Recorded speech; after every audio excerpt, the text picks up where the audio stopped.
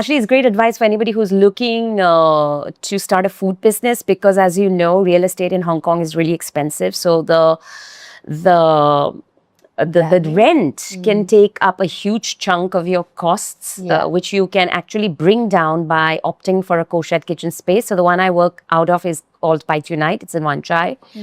So that saves me a lot of very high fixed costs for a product which is, is not a very expensive product. So it's a volume game at the end of the day.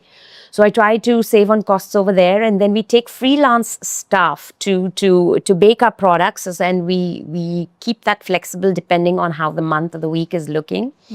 So there's a lot of playing around, stuff around that, and the F&B business can be very challenging. Right. So I think it's very important to keep the costs pretty low.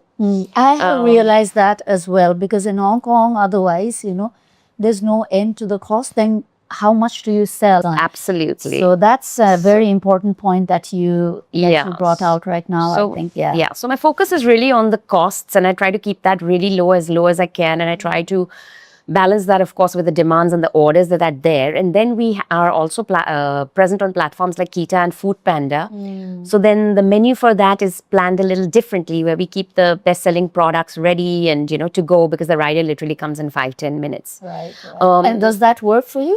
Yes, very much. And it gives you great visibility, because it's a platform where a lot of people are getting familiar with your brand. And given that I am present in Wan Chai, which is a very central part of Hong Kong, it's got to a point where a lot of people know about our brand because we are present on these platforms. And of course, we don't do custom orders and all on those platforms, but nevertheless, it's helpful.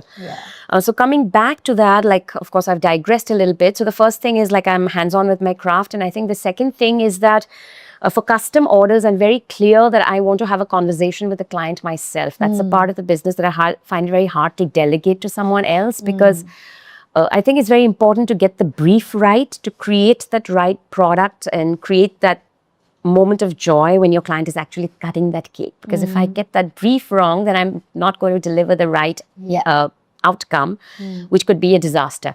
So that's the part of my business I've not handed over to anyone. So of course, if you want something from our regular menu, you can go to a Kita or a Food Panda or go onto our website, and you don't need to interact with me. But if it's a custom product, I make sure that I talk to the customer myself, so I know exactly what's in his or her mind.